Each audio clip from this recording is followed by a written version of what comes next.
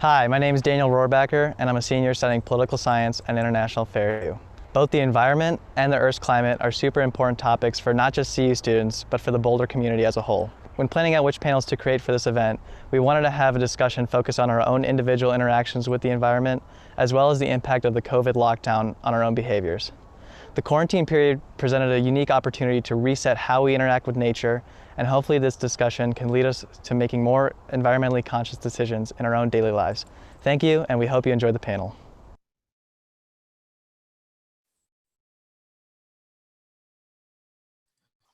Great, well, thank you all for joining us. Welcome, everyone. This is the CU Boulder Conference on World Affairs virtual session here on Friday, September 11th, 2020. My name is Max Boykoff. I will be your moderator today. I'm a professor and director of the Environmental Studies program here at the University of Colorado Boulder. I'm also a fellow in the Cooperative Institute for Research in Environmental Sciences. This session is called Reconnecting with the Natural World. We have three great speakers to help us explore the contours of this fundamental remit. Shortly, I'll introduce the speakers. I'll invite them to provide for us opening remarks of 7 to 8 minutes, and then we'll have a discussion among the panelists before we turn to audience questions. Time will fly by. Regarding those questions, you may submit questions to me through the Zoom Q&A feature or through YouTube chat at any time during the session. When you submit the questions, I encourage you, request even to include your location. I also encourage you and request that you note whether you're a student, because one of the great Conference on World Affairs traditions is that students get priority with their questions. So first, I'll introduce each of the three speakers with their short bios, and then we'll begin. First, we're going to hear from Carl Safina. Carl is a lyrical nonfiction writer who explores how humans are changing the living world and what that means for non-human beings and for us all. His work fuses scientific understanding, emotional connection, and a moral call to action. Safina is now the first endowed professor for nature and humanity at Stony Brook University. Second, we're going to hear from Florence Williams. Florence Williams is a journalist, an author, and a podcaster. Her most recent book, The Nature Fix, was an Audible bestseller and was named a top summer read by J.P. Morgan. She's a contributing editor at Outside Magazine and a freelance writer for the New York Times Magazine, National Geographic, the New York Review of Books, Slate, Mother Jones, and several other publications. She's a fellow at the Center for Humans and Nature and a visiting scholar there at George Washington University. Her work focuses in on environment, health, and science, and it's also worth noting that she was a Scripps Fellow here at the Center for Environmental Journalism at CU Boulder in 2007-2008. So then third, we're going to hear from Alexander Verbeek. Alexander is a Dutch environmentalist, a public speaker, diplomat, and former strategic policy advisor at the Netherlands Ministry of Foreign Affairs. Over the past 30 years, he has worked on international security, humanitarian and geopolitical risks, and the linkage to Earth's accelerating environmental crisis. Currently, Alexander is policy director at the Environment and Development Resource Center in Brussels. So with those introductions in mind and recognizing that we've got a wonderful group of speakers, I turn the floor over to you, Carl. Welcome. Okay, thanks very much. Well, the title here is Reconnecting with the Natural World, and that assumes a disconnect. So we're going to start with the assumption of a disconnect. But before I get there to actually addressing the question, I think I should probably give you just a little bit of background about me. I don't know why, but from the time I was a very small boy, I always loved animals. I loved everything they did. I loved how they looked. I just thought they looked cool when they moved. And I lived in the city. I lived in a little apartment in New York City, in Brooklyn. So it wasn't like I lived in a natural place, but for some reason, I always really thought that animals were really exceptional and very interesting. To make a long story much shorter, I pursued those interests in several hobbies that I had, like camping and fishing. I became a falconer and worked with birds of prey. And then when I went to college, I studied environmental science. got a bachelor's degree, went to graduate school, and got a master's and a PhD in ecology. So I guess you would say that by nature, I'm an animal lover, and by profession, I am an ecologist. So that's a little bit about me. Now, back to our disconnect that is the unstated premise for this talk. We could talk about some of the big things like the climate, the fires in California, and those kinds of things. But I would like to make this really a lot more personal. Imagine a dog's concept of food. A dog doesn't know where the food that you're feeding it comes from. It may think that the food comes out of a bag. Now, consider your own concept of where that food comes from. You probably bought it at the supermarket or at a pet store, but as far as you know, it comes out of a bag. You have no idea where it came from. You don't know who made it. You don't know where the ingredients originated from. They probably originated from a bunch of different places and were shipped to a bunch of places and passed through many hands and machines, but you have as little knowledge of that as your dog does when that food hits your dog's bowl. Where does our water come from? When you turn on the tap, do you understand anything about the water system? Where is the origin? Where are the pumping stations? Where is the piping? Where does your water go when it goes down the drain or down the toilet? Most of us have no idea. And those things about food and water, that includes me. I have very little idea where it comes from, only the vaguest idea. Where does our wood come from? When we buy any lumber or we live in a house that's framed with wood, where did it originate? Where does the metal in our automobiles, in our computers, in our wiring come from? Who got it? How was it refined? Where was it shipped to? Many things are grown or mined or originated in one place, shipped to some other country for part of the processing, shipped back somehow, maybe brought overseas on a container ship, somehow distributed. We don't know. We don't know these things. We are completely disconnected from everything about our lives that supports us and about which we make decisions. But how can we make smart decisions, especially about policies in society, if we don't understand where anything comes from or where it goes? And how can we find inspiration if we are so completely disconnected from the sources and the sinks of everything that sustain us? Where does our spiritual inspiration come from? For me, my spiritual inspiration comes from the natural world, the living world, being out in nature. But I don't live in a particularly natural place. I'm looking out the window here at my home. I live in the suburbs of Long Island, New York. I'm about 40 miles, I would say, maybe 60 kilometers east of Manhattan, one of the great urban centers of the world.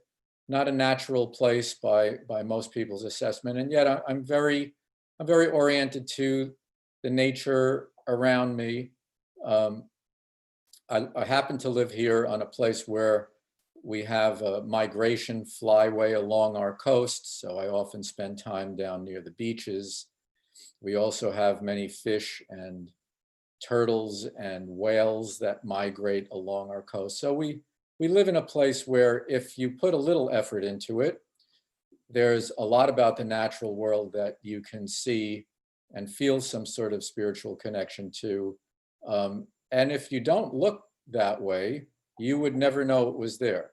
I write books mostly about nature and about how humans are changing nature and what the implications of that are. But one of my books is about a place right here on Long Island. And two people said to me, "I've lived in this place for 40 years. I've never seen any of the things you write about in that book." And yet they're around them all the time. So it does take reconnecting takes a little bit of paying attention. I would say it doesn't take really a lot of paying attention, but it takes a little bit of paying attention. Our natural relations, our living relatives, I find are the most beautiful things about life on Earth. The fact that all life is literally connected in an unbroken chain of being that goes back for hundreds of millions of years. A friend once said to me that they want their children to appreciate nature, so they were considering taking them on a safari in Botswana. And I said to him, well, have you considered getting a bird feeder? I don't think nature is something that is in places that are reserved for it. We live on a living planet. We live on the only living planet that we know. We have life all around us. And no matter where you live, pretty much, it's either right next to you or right nearby. And in my case, it's my bird feeders, it's my dogs, it's being near the coast, getting out on the water. I'm lucky enough to have a little boat that I can get out on the water, going clamming, doing a little fishing. Bird watching is a wonderful thing for people to do. Birds are the most obvious of all living things. Well, of all animals anyway, birds are the most obvious. And over time, you get to be a little senior and you see some things that change over time. When I was a teenager, we thought that whales were pretty much finished. And we thought that the big fish hawks called ospreys were probably going to go extinct because they were completely erased from our coast. And now when I go to the beach, we always see ospreys and we usually see whales because the very hard and determined work of a few people created the decisions that allowed those creatures to come back. In the case of the ospreys, it was banning certain pesticides that were causing their eggs to break. In the case of the whales, it was we stopped hunting them and we've allowed some of their food supply to come back. So that's a very, very little bit about my sense of our disconnect and a little bit about my sense of reconnection. I'm out of time, so I'm going to pass it along. Thanks so much, Carl. That was great. Some of your comments resonate in terms of thinking about others' work, like Bill Cronin, a historian, and his work on the trouble with nature, and Leo Marx with A Tree in the Garden. Instead of going to those far-flung places, getting a bird feeder and overcoming that disconnect. Wonderful. Thank you very much. Next, we're going to turn to Florence Williams. Florence, the floor is yours. Thank you so much, Max, and thanks to the Conference on World Affairs. I've participated in this before, and I've always really enjoyed the sort of blend of topics and people, so it's great to be here with you today. I've been writing and thinking, like Carl, a lot about the human connection to nature. And I'm really interested right now in how that seems to be changing, sort of in light of the pandemic. So if you ask an adult, what is nature and where do you find it? They say, oh, the national park. These are American adults. They say, oh, national parks, wilderness areas, mountain ranges, like that's really nature. And if you ask children, what is nature? You get a very different answer. They say, oh, it's like the worm in the sidewalk, and it's the butterfly in my backyard, and it's the bird that I see, outside my school. And I think what's happening now is more of us are starting to think like children, and that is really a great thing. I used to think like an adult. So I spent 20 years of my adult life living in Colorado or Montana. I had sort of daily, hourly access to mountain trails. I was really a snob about sort of what I considered nature. And then my family moved to Washington, D.C., which is where I currently live. And I really mourned what I thought was the loss of nature. The sounds and the stresses of city life definitely impacted me, sort of stressed me out and drove me crazy. And that really led me to write my book, The Nature Fix, where I went around the world and I looked at the science behind how being in natural spaces helps make us more creative, happier, and healthier. So the first place I went for that was Japan. And I learned that even in just 15 minutes of being on a forest trail, people's blood pressure changes, their heart rate changes, their respiration changes, and interestingly, their mood changes pretty dramatically in just 15 minutes of being outside. And that really got me thinking more about access to nature, how much easier it is, perhaps, given that those incredible brain and body changes can happen in such a short time. And now we're all sort of dealing with what we have nearby. Like, this is what we have. And I think in the time of the pandemic, we're learning to make the best of it, not only because it's one of the few places we can go, the outdoors, but it's also one of the few places that actually feel safe to be in. And we know that we need the stress reduction, more desperately than ever. Maybe we're aware of studies showing that vitamin D and access to vitamin D is increasing our immune systems. But I think what more of us are learning on a daily basis is that we actually feel a lot better after we take our kids outside, after we take ourselves outside. It's a place we can bond socially. So it facilitates all these other things that we know are really critical for mental health. So I started to think a lot about access to nature. And I was really interested in this concept that's been popularized by the University of Virginia, a researcher there, and it's the nature pyramid. So it's like a food pyramid. And the idea is that, the tippy top of the pyramid is sort of our dessert. So that might be our special times when we can go to wilderness areas, maybe once in a lifetime, maybe if we're lucky enough, once a year. And that's where we can really think about big questions in our lives. Who are we? How do we fit into our community? What do we want to be? What's our self-concept? And then the middle of the pyramid, there's a lot of science and research actually showing that sort of, access to regional parks and state parks and large parks, picnics, hikes, does an incredible amount for increasing our well-being and our mental health. But the bottom, the base, the bread and butter of this nature pyramid is really our nearby nature. So it's our neighborhoods, it's our pocket parks, it's the trees on our street. And there's a lot of research showing that the more trees we have, the better our health is, even to the extent that people who live on streets with more trees have a boost in health benefits that's equivalent to a large boost in income. That study actually was from Canada.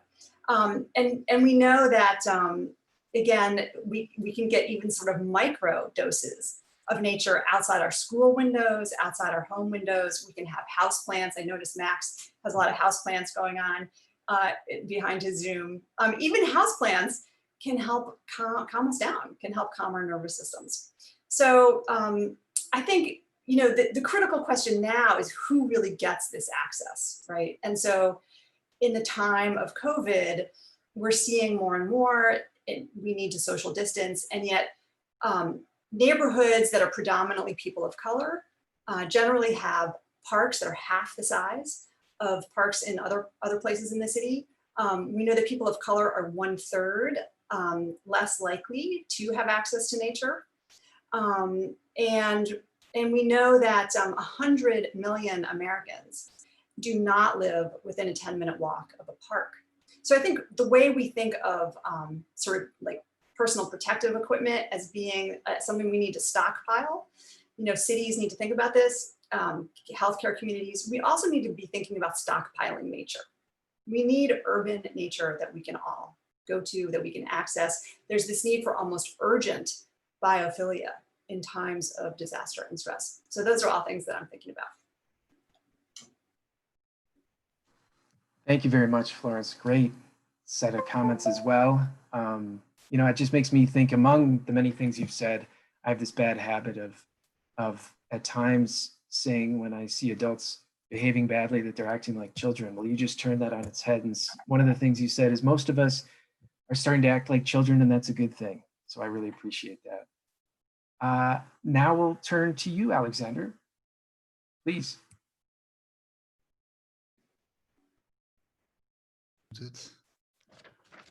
Hi there. Good to see you again, Max. And it's great to join in what has become in the past few years my favorite conference. I hope yes, I still have to press one more button. And the first thing I thought about when I read the title "Reconnecting to the Natural World" is that is so very much what I'm doing right now, due to all kinds of, that's a long story, all kinds of COVID related issues. I am now suddenly living in on an island in the Netherlands in a very small village. I'm surrounded by nature, and that already for a couple of months. I'll continue doing that for a couple of months. And I do my shopping on my bicycle. I hardly use my car. I don't fly anymore. I go running in the dunes that are very close to my home. I walk in the forest, and when the sun sets, I go to the beach and I see these magnificent sunsets. And this kind of life I haven't done for more than 30 years. I lived in the big cities in the world. Um, I love it, and I feel how much it does to me personally, this kind of reconnecting to nature, and how much better I focus during the day when I'm, sitting behind my screen like many people do all the time, and I do that too. Um, and the interesting thing is that when I'm in touch with friends all over the world, and they very much share the same kind of stories, everybody's horrified by what is happening with this pandemic and the other challenges that we are facing. But at the same time, they come with stories, how much easier it now is to combine work and family life, and how they spend more time doing sports and taking care of their own health, and that they feel better, even though being aware of what is going on elsewhere. So in a way, you could say 2020 is for many the year of slow living, just step down a bit and enjoy nature. Um, like Florence already mentioned, I think that nature has become over the years more and more something that we have lost. We go to nature, like, you can choose, shall we go to the movies tonight, or shall we go to nature? And then you enter nature, you are there for a few hours, you've seen nature, and you go back home. So you can go in and out, but it's not that we live in nature, not that we live with nature, or at least we do, but we're not so much aware of it. This year may, if in a couple of years, if we look back, 2020 may be the year that we got a wake-up call from nature, many wake-up calls actually from nature in this year, warning us that, for the past 200 years, you humans may probably have believed that you had beaten nature, that you're the boss of nature, that you can just, take all the resources and energy of this planet and burn and pollute as much as you want. But there are clear limits, and we have reached or even overstretched these limits by now. And I mean, just looking at my lifetime, when the human culture developed, when over the past 200,000 years, and certainly the past 10,000 years, we let's look at the Holocene for the past 10,000 years, 12,000 years. We had carbon dioxide levels in the atmosphere, which were like 270. And when I was born in 65, it was raised to 315. So that's 45 points. And only in my lifetime, it raised another 100 points. So that's really, really exponential.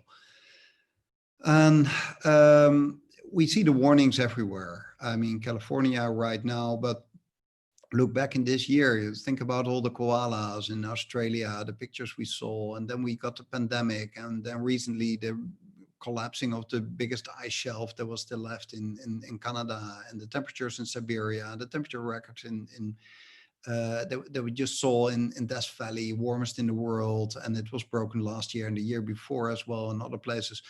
And I could go on and on. And also, if you look a little bit outside of the Western world, think about, all this water filling up behind the Three Gorges Dam in China. Look about the floodings in Mumbai. You don't hear much about it, maybe in mainstream media, but there's just disasters taking place everywhere. And increasingly, these risks are kind of compounded risks, this kind of revenge of nature is it's not just single events. It's not just, one climate change event. It's not just one forest burning, but things are getting combined. I mean, suppose this Hurricane Laura that accelerated at record speed just before making landfall, if that would have hit a city, where would the people have gone in shelters during a pandemic? And what would have been the capacity of the hospitals that are already, stretched with all the COVID victims in their wards? Or think about the people that have respiratory problems connected to COVID that are now living in this fog and haze in California with all the polluted air. The other thing is that, the 2/3 of the wildlife population has collapsed only in my lifetime. And there's the mammals and the birds and the amphibians and the reptiles and the fish. 2/3 of the populations. These are numbers that just came out of the World Wildlife Fund. And a last remark about connecting to nature. I think what is something we should maybe focus on, and I guess Florence has maybe worked and written about it as well, is connecting children to nature. I mean, they are the next generation that basically have to solve all the problems that we have created. And that is an unimaginably big challenge. And to motivate them to pick up that task and be aware of what we're actually talking about, kids should spend more time in nature. On average, the American kids spend 7 hours a day behind a screen. We reduce that a few hours and bring in a bit more nature. There's in a study in the UK says that 10% of the children in the past 12 months have never ever once in those 12 months seen nature. Nature being defined as even a park in a city or a beach. And those are staggering numbers. And you see that kids that are not spending time in nature develop more ADHD. And you also see that they develop differently when growing up with kids in the city or with kids that live in nature. The kids in nature make their social hierarchy more on things like creativity and on language skills, whereas kids that grow up in a concrete environment, it's the whole social ranking is more based on physical abilities and physical strengths. So it's a question of what kind of people you want to run, the world in the next generation. I believe this is a very important point. These were my 7 minutes, so I'll stop here. Back to you, Max. Thanks very much, Alexander. Your heartfelt authenticity and your work embodying reconnection is really great. So appreciate that. The notion of wake-up calls from nature calls into our attention biophysical agency as well, and some work by Johan Rockström and others and colleagues about planetary boundaries that we're experiencing. This is absolutely a time of accelerated learning and intense behavior change. So each of the three of you have drawn us to those spaces. Just as I invite the three of you to perhaps respond to what one another have said, I'll just remind those of you tuning in, I see a few questions coming in, but just to remind you, if you didn't hear at the very beginning, that you may submit questions through Zoom Q&A or through the YouTube chat feature at any time during this session. So after we have a discussion, we're going to turn to your questions. So thanks very much. Back to you, Carl, Florence, Alexander. Any reactions, responses, observations, insights from what's been said? Can I start with a question for Carl and Florence? Is it what I just said about children? Have the two of you worked on this or read or written about this? I have, Alexander. Yes, I've spent some time with these forest kindergartens in the outdoor schools in Scandinavia. And the studies really support what Alexander is saying, which is that kids who have more outdoor play seem to develop more social and emotional skills. So they learn about teamwork, they learn about leadership, they learn about sort of self-regulation, regulating their behaviors. And interesting too, just in this time of COVID, there have been researchers who have examined the microflora, the microbacteria on their skin of kids who go to outdoor school. versus kids who grow up in a city. And there's a much greater diversity of bacteria. They have lower rates of allergies and asthma. And other research backs this up too, that the more time we spend sort of with other species and plants and so on, the healthier our immune systems seem to be. So I think that's a good point. And like you, Alexander, I'm absolutely passionate about getting children outside, forging a connection for them, you know, not only for their sakes, but certainly for the sake of the planet. And I think once you build that connection with children, you are actually giving them a gift, right, that will last a lifetime. So for the rest of their lives, they will know that they can go to a place where they can feel comforted, where they can feel some peace and some restoration. And of course, to have a functioning civilization, we need it to be full of citizens who know how to do that. Yeah, for me, I think the functioning civilization part is more along the lines of the perspective that drives my concerns. I do think it's crucial to get children out and make them love the fact that we live on a living planet, on the living planet, and you know, not miss that fact and not take it for granted. And I think that by the time we are about 12 years old, or the time we're about entering the middle of adolescence, most of our values and most of our orientations are already present. And if they don't include some understanding of some perspective of who humans are on a living planet, then that loss will carry through not only for the rest of their lives and all the things that they will miss personally as far as the beauty and richness of the world that we're in, but the decisions that they will make and the decisions in society that they will contribute to will have this gaping wound in it, and will largely result in exactly the kinds of catastrophic decisions that we are currently suffering the results of. The you know, all of the disruption and the unbelievable loss of life. Alexander said that populations of wild animals are down 2/3 in your lifetime. I think in my lifetime, it's more like 80%. And I know that for some of the big charismatic animals, it is right around 80% for things like lions, giraffes, elephants, and things like that. Also within my lifetime, the population of humans has tripled. And people get into big arguments about whether there is no population problem or whether the problem is too many rich people consuming too much. Everybody wants to shift any kind of blame off of poor people. Because, well, not everybody, unfortunately. That's why poor people are poor. But the fact of the matter is, of course, if you travel around, if you have if you've gained some perspective on the world, there are simply too many people. Humans are a good thing, but we're too much of a good thing. That there are too many rich people and there are too many poor people, and we ruin the world in different ways because we use it up. We eat it, we plow it, we cut it down, we burn it up, we occupy it.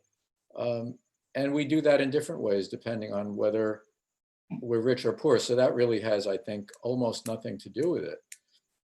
But I don't think it's just about that nature is good for us. I think that's very true, but I think partly it's not about us and partly it's not about now.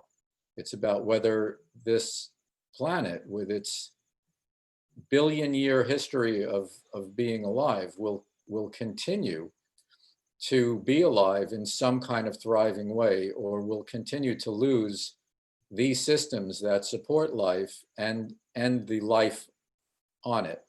I think those are the questions, and whether we have any kind of moral right to make these terrible decisions for all of the generations that will come after us in coming decades, in coming centuries, in coming millennia.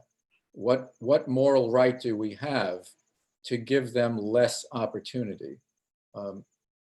I would say absolutely no moral right. There's no moral backing. There's nothing in the history of any religion or wisdom tradition that says it's okay to damage the world. And I think that a thing is good if it adds compassion and it adds beauty to the world. And a thing is bad if it takes away those things from the world. I think those are two easy little litmus tests that we can ask about any decision and any policy. Beauty is what the living world helps to give us. It was most of the beauty on this planet comes from the living world. And we tend to downplay it. We say, oh, that's just aesthetics, or it's merely beautiful. But think of life without beauty. It's the grimmest of existences. Just worrying about food or where you're going to sleep is the grimmest kind of survival. It's beauty that makes life worth living. And the living world gives us most of the beauty on this planet. And we can live beautiful lives with that in mind, enriched lives with that in mind. And without that in mind, we make things grimmer and harder. Very well said. Thank you, Carl. Additional responses or questions, Alexander or Florence? Well, I think I very much agree with Carl. Perhaps on the population question, I see it a little bit different. I think, yes, there are too many people, but mainly the problem is there are too many rich and consuming people. If there's one extra person somewhere in a poor country in Africa that is not consuming too much, by the way, that person is already living in a depleted environment due to the climate change that we, the rich people, have caused. I think we shouldn't be too much worried about that extra person. But one more, rich billionaire flying around the planet and having several yachts and wasting our planet at a much bigger scale is a bigger problem. At the end of the day, it is that, there's not enough space in this planet for the 7 or close to 8 billion people that we have on this planet that are living the way that we are doing. So luckily, the story of population is that we are kind of catching up now in the sense of stopping the population growth in the next decade, except for Africa, that is expected to have a huge increase in its population. I think consumption is something we have to look at. I mean, we just, one thing is that on one hand, you can be, more careful with all the resources that you use and the waste that you produce.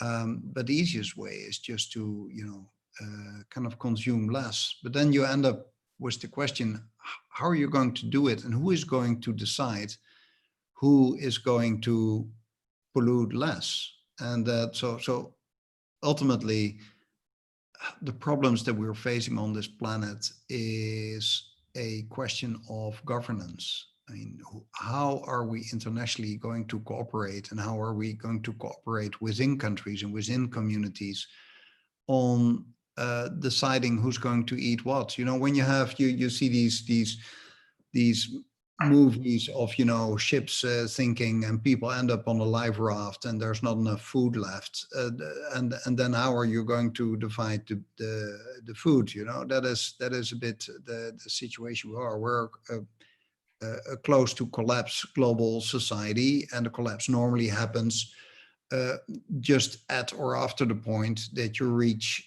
maximum consumption. And it seems that we are very close to this peak, and you slowly grow to this peak, but then once you've passed it, you can drop pretty quickly, and then you end up in a kind of Easter Island scenario or whatever name is used for it. So yes, on that point we might differ a bit. For the rest, your thoughts about the beauty of the world and what kind of right do we have to steal it from the next generations? I so much agree to everything you said there. Florence, could I invite you to share some comments based on what's been said?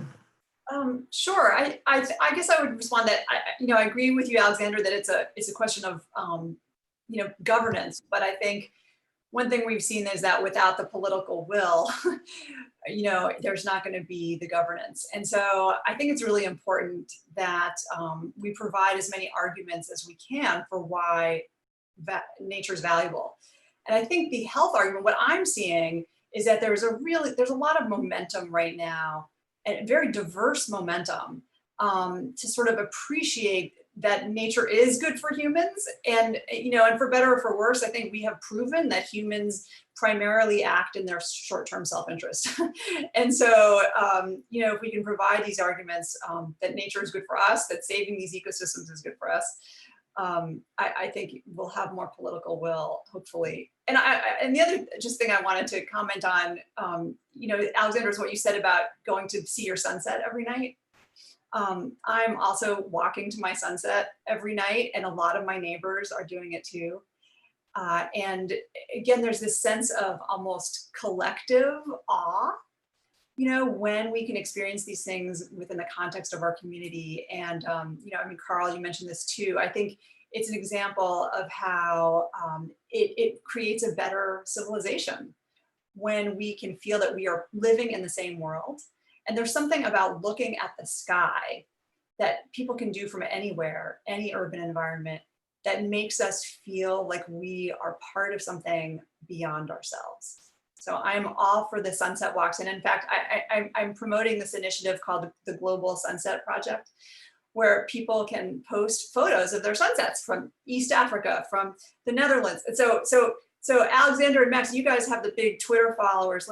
Let's get that out there, Global Sunset Project. Mm-hmm. In a way, I'm doing that already. I often, when I post a picture of sunset, I just ask my followers around the world, can you post a picture of your sunset? And then you get like dozens of pictures from all over the world, and it's always a wonderful collection to see. And you feel like you're in it together. Yeah, exactly. Yeah. Well, thank you, each and every one of you, Carl, Alexander, Florence. A number of great topics have come up. We've got questions now coming in from the group. I'd like us to spend the last 30 productive minutes together addressing some of those questions if we could. And for those of you who didn't hear before, please just submit questions through the Zoom Q&A, or if you're on YouTube, through YouTube chat, and we'll address as many as we can. Through the comments that the three of you made, I heard a number of times considerations of inequality. I think it is another element and dynamic within this global pandemic that we have been increasingly sensitized to, deservedly so. A number of the questions that I see coming in are related to that, and I can combine a few as I go. One question about thoughts on class struggle as a factor of climate change, but one maybe more specific to you than to begin, Florence, is someone had said from YouTube, a fascinating point about communities of color and smaller local parks and green spaces. How do we design better for all communities, integrating nature and walkability? And as you consider your answer, I guess I just pulled out during our conversation an August 29th New York Times investigative piece that talked about legacies of racist housing policies in particular cities in the United States, and how that relates to climate change, simply in terms of trees, in terms of shade, in terms of that additional heat through urban island effects. So Florence, you bring up important dimensions of access to these spaces and how it relates to happiness. Maybe you could also address it in the context of inequality. Yeah, I think it's really a fundamental and critical discussion that urban areas and communities need to be having, especially as we become more aware of the health effects of the disparities of these different neighborhoods. So that article pointed out the urban heat island effect, much worse in neighborhoods that don't have trees and green space. Totally makes sense. I have so many planners approach me and they say, how can we get this data, before city government? How can we sort of have more arguments to fight the developers who want to take down the trees and put more asphalt in? And I think this is really a question. This is democracy. I mean, people need to come forward. They need to advocate for greener schools, advocate for greener neighborhoods. If they do this, I think their local governments will really listen. But right now, developers, have a lot more power. And so I think it's really a challenge. I love it that some nonprofits are really taking this on. So I'm a fan of the Trust for Public Land, which has actually mapped, like that article did, has mapped the park deserts of major urban areas in the United States. So it's like a food desert. Where are the neighborhoods that don't have the parks? Let's prioritize those for spending, for resources. And then of course you have to really make it an inclusive conversation. What do the people who live in those neighborhoods want? You can't just sort of swoop in and design, parks from afar. It really has to be a bottom-up process. And I think a lot of communities are really taking this seriously, and I'm very excited by a lot of the local projects. Carl Alexander, do you have anything you'd like to add to that?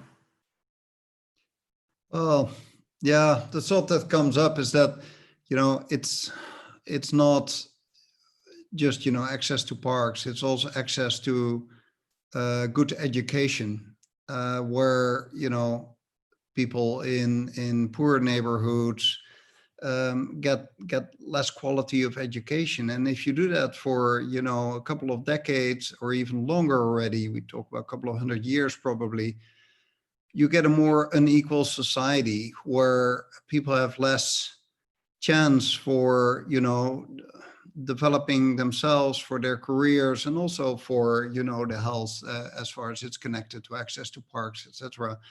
So it's very much a question how you organize your society. I mean, I'm speaking here from the Netherlands, where we have a very different system of how we govern our country. I can't say that every area is equal to the other, but if you look, for instance, at education, we actually find in neighborhoods where we have a lot of immigrants, we have a different ratio teacher per pupils, and then actually maybe many people hear this in an American sense. What I try to say is that we have extra teachers and smaller classes if it's a group with a lot of immigrants, and that's the kind of way we try to organize our society to make things more equal, that we divide things more equal, we pay more tax, and tax is never really an issue in the elections.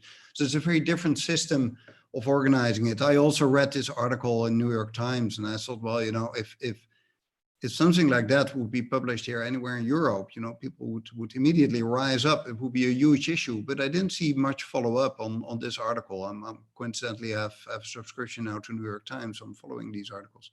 Thanks. I think maybe one of the reasons you didn't see too much follow up to that is that that's kind of the watershed that there is in the United States that's setting up in this presidential election, as I see it, is that on the one hand, there are people who don't like systemic racism and systemic oppression of different classes of people. And on the other hand, people who actually prefer that. I think it's showing itself to be a very stark choice, and policies are deadlocked because the split is almost even. And I think that is the deepest social pathology in the United States. And it's unbelievably tragic, and it causes millions and millions of people to suffer. Thank you. I'm going to turn to another question. Thank you for those of you submitting questions. I'm looking at a question from a high school junior in Broomfield, Colorado. Goes by Soccer Smarty 01. Okay. How do you think American history, the way we tell it, has impacted our notion of nature and how we enjoy nature? This can be a question to any one of you. Well, our history stories are very, very messed up. And a lot of history is told as one conflict after another. And whoever wins the conflict is the one who is celebrated. There are a few ways of doing it that would be different and much, much better. But the idea of domination, destruction, and somehow winning over somebody else. The reality is, if you make somebody lose, you lose too. Anyway, I could go on, but I think the point is there's a lot wrong with the way that we tell the stories of our history, and they add, because of what we celebrate, they add, and who we ignore. We say the West was won. How is it won? It was won through genocide. But we don't teach that the United States perpetrated genocide. We teach that the United States won the West. That is sick.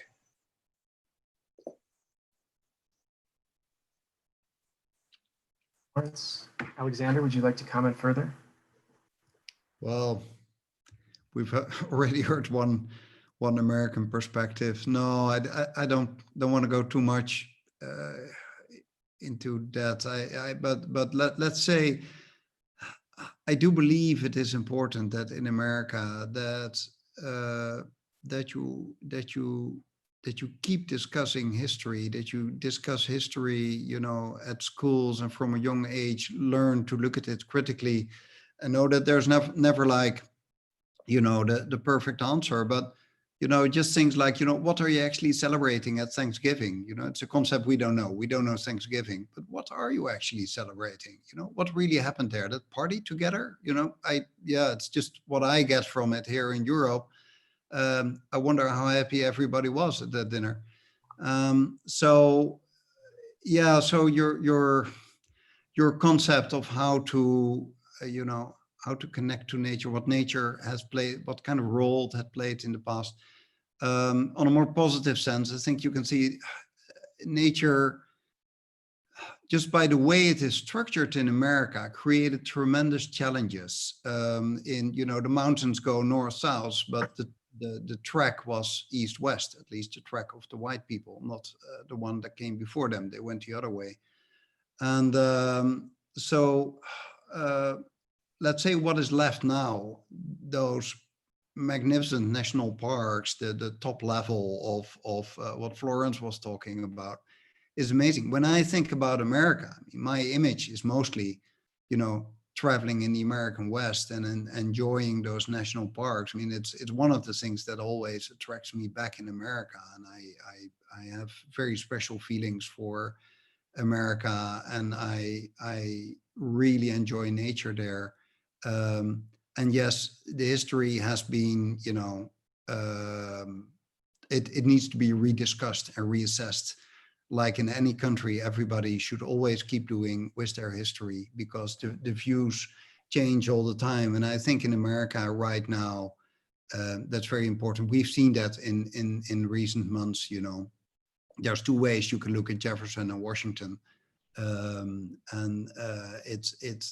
do you reassess that? We have the same kind of discussions in the Netherlands, by the way, on our heroes of the golden centuries, golden century. Well, it was not even centuries, it was like half a century, but we make it our golden century. We're still proud of that time, but we realize that there was slave trade and all kinds of other things we were involved with. So it's very difficult to get just one answer of how to see history. Thank you. Yeah, it makes me think too about just a recent event here locally and in the state of Colorado, where the ways in which histories are treated and told have all kinds of material effects, where the term Trail of Tears was used in a flippant manner by the university president just recently. And among responses, Clint Carroll, who's a faculty member here at the university, had said, I think very importantly and cogently in an opinion piece in the local paper, that words reside in the consciousness of a society. Even if unspoken, the reference to the violence of colonialism lingers in the minds of us all.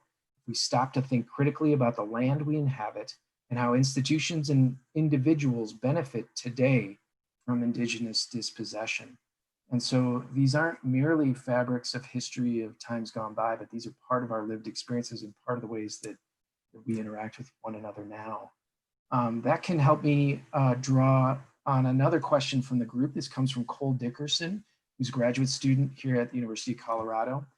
He says, Indigenous people have traditionally held land as sacred. How do you as the panelists channel this ideal into promoting reconnection with nature? How are Indigenous voices being amplified in this movement?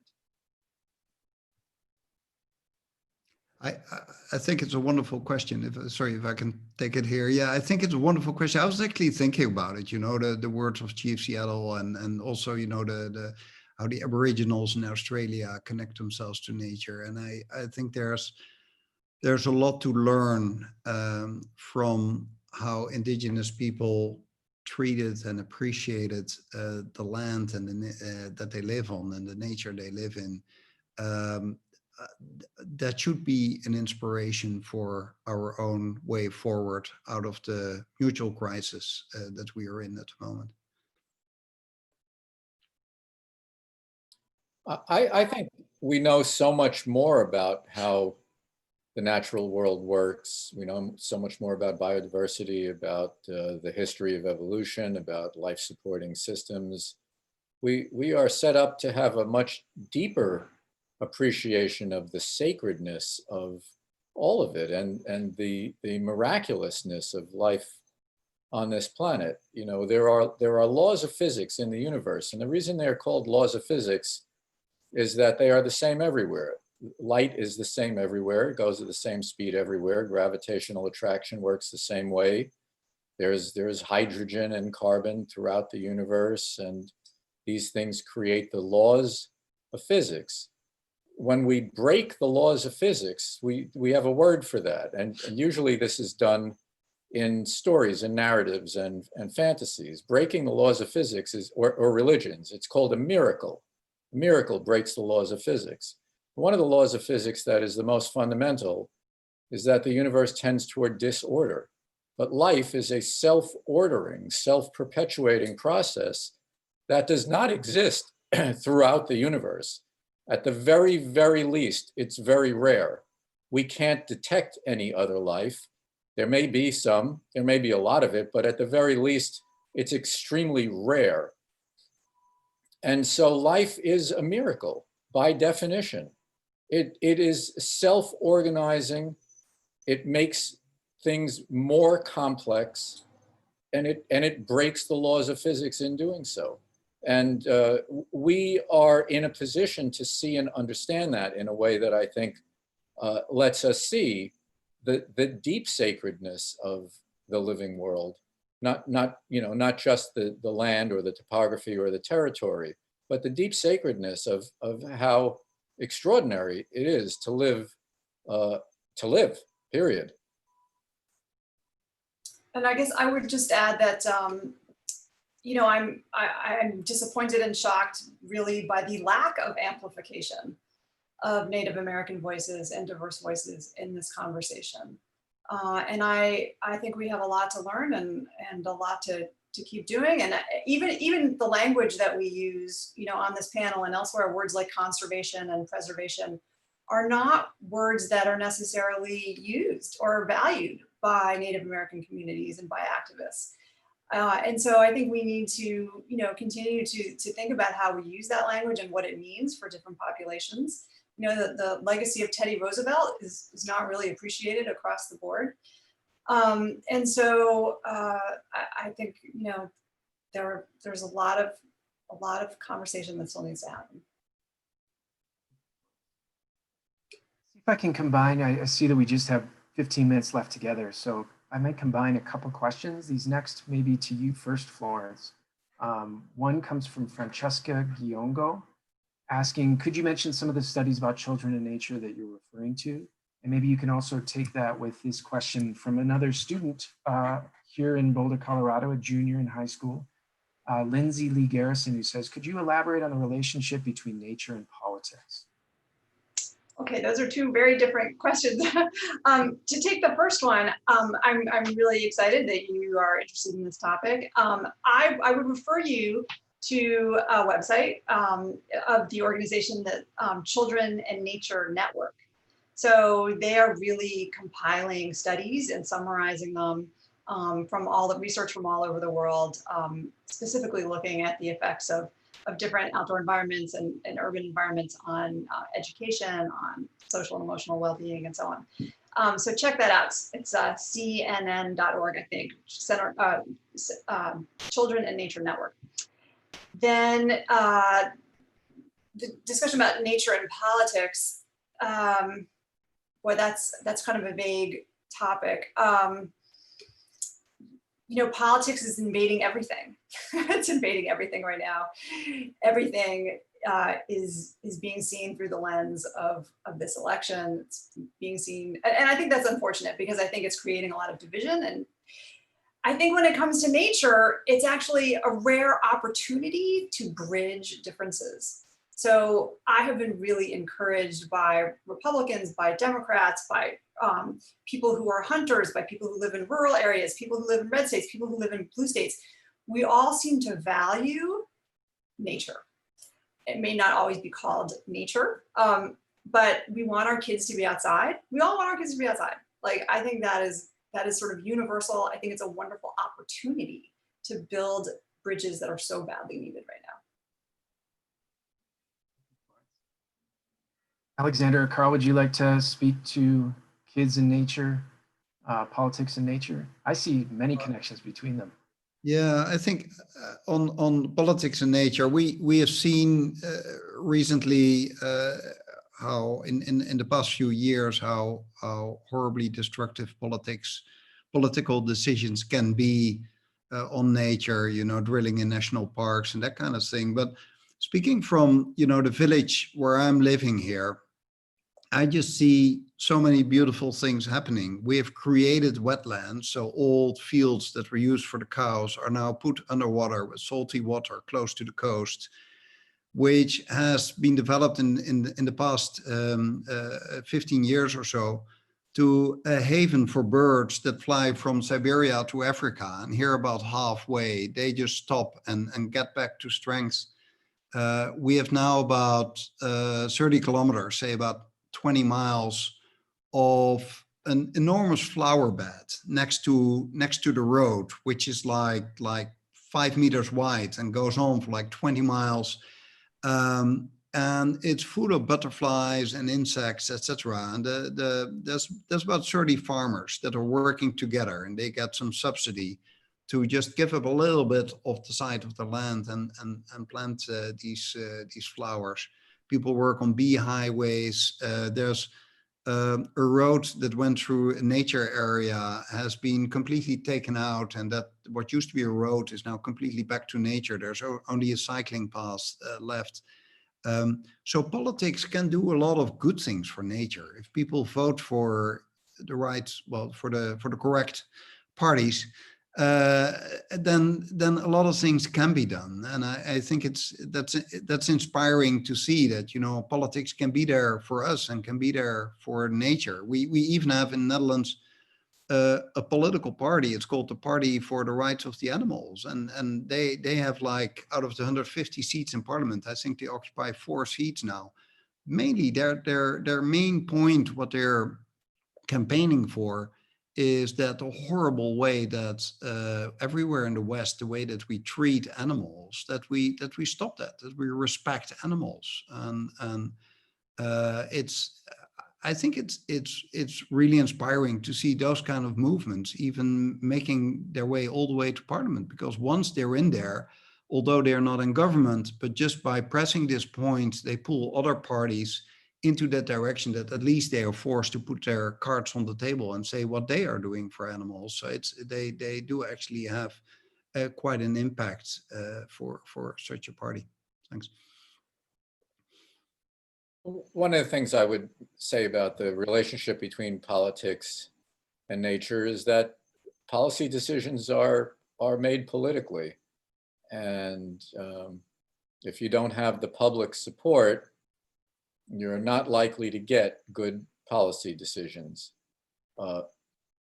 that favor kindness, or that favor the living world, or that favor equality, equal opportunity, all of the good things that move societies toward better health and more compassion and better living. They require public support. And if people don't understand or don't know or misunderstand, they won't support those things, or worse, they'll support bad policies. When I was in high school, the environmental movement was just really exploding with popular support and tremendous political success. All of the great laws of the United States, the Endangered Species Act, Clean Air Act, Clean Water Act, Toxic Resources Recovery Act, et cetera, all happened in a short span of years because it was very popular. And when it's popular, politicians do it. If it's not popular, they don't do it because their main concern is getting reelected.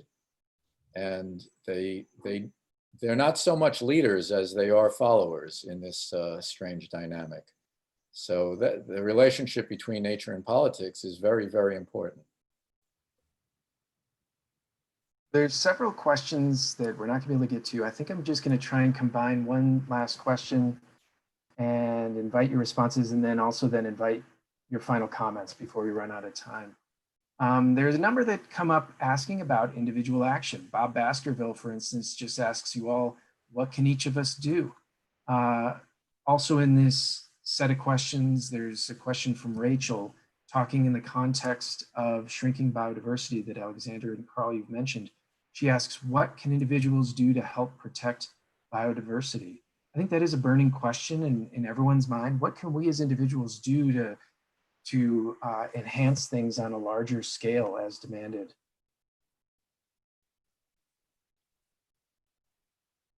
Can I start? I think what you can do is first and foremost, vote for the right leaders, or even better, become a leader yourself on these issues. But you need to have better leaders worldwide in many countries. As I said earlier, governance is a critical issue, and governance in the world is going in the wrong direction already for the past 5 or 10 years or so. More and more countries are led by people that, you know, seem to have very populist short-term time spans, or not even populist, but mainly think about themselves. So get active politically to change things. The other things you can do on a more individual level is stop eating meat. I mean, if you care about biodiversity, then stop eating beef first and foremost. You know, there's so much, you know, forests are being cut to let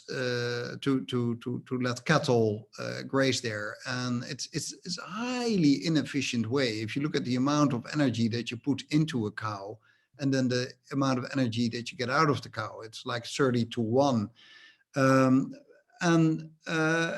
And stop the suffering of all these animals. So that is another thing.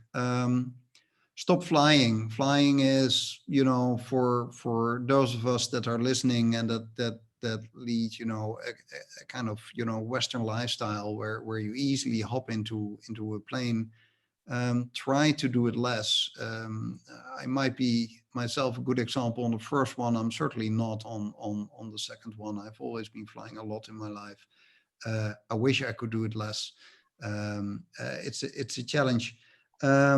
So those are, I would say, 3 things to consider. Vote for the correct politicians, eat less meat, and fly less. I think that's what you could do. And then as a 4th and last one, think about radically changing the whole system, how we're dealing with each other on this planet. The absurd influence that the big corporations have. The corporations are not there for you. The ones that should have influence should be the people. We're out here for the people. It should not be about just, you know, the raise in the GDP.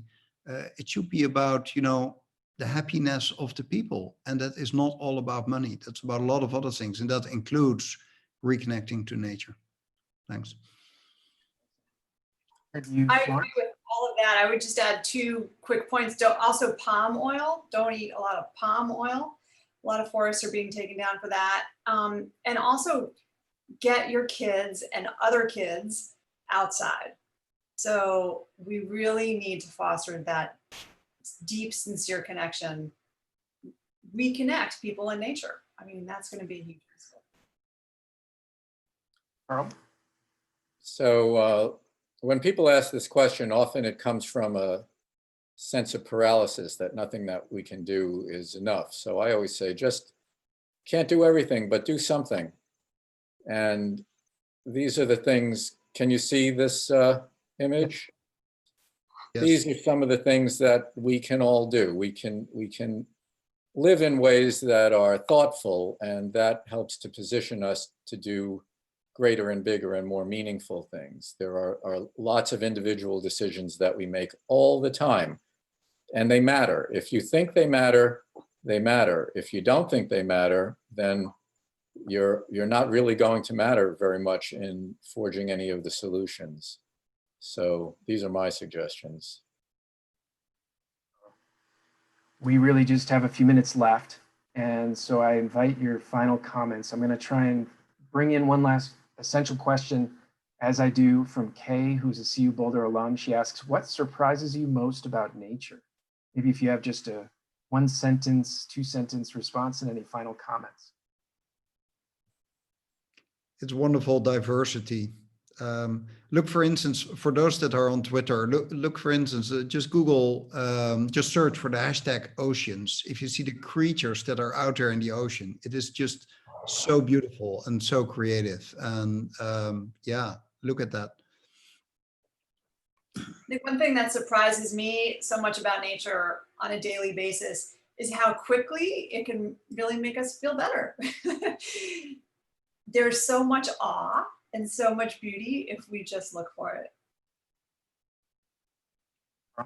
I would say everything. The unbelievable, unfathomable intricacy that exists within the diversity. The diversity is not, it's not just a one-dimensional flat thing. You know, the deeper you look, the more incredible it all seems. And you can get lost for many lifetimes trying to understand how a cell works, let alone how cells build organisms and organisms interact as ecosystems and ecosystems evolve.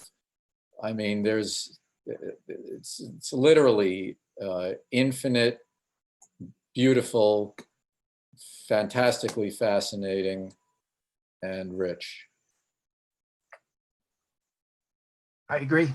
I just want to thank all three of you, Carl Safina and Florence Williams and Alexander Verbeek. Clearly, you're all doing great work in this world. Thank you for sharing some of that and your insights and your perspectives with all of us in this session today. As this session closes, audience members are going to be asked to complete a short survey through Zoom or through YouTube. So please go ahead and complete that. And preparations are underway for the Conference on World Affairs 2021. So CWA relies on the generosity of people like all of you out there to make this event possible. So if you want to make a gift, go to Colorado /edu, colorado.edu/CWA, I believe is right. So again, thank you all panelists. Thank you all once again for joining us for this Conference on World Affairs virtual session today called Reconnecting with the Natural World. I certainly learned a lot from listening to the three of you. I hope we all learned from each other, and I hope we carry it forward. Thank you very much. Thank you, Max. Thank you, Max. Thanks, everyone. Honored to be with you all. Okay, bye-bye. Bye.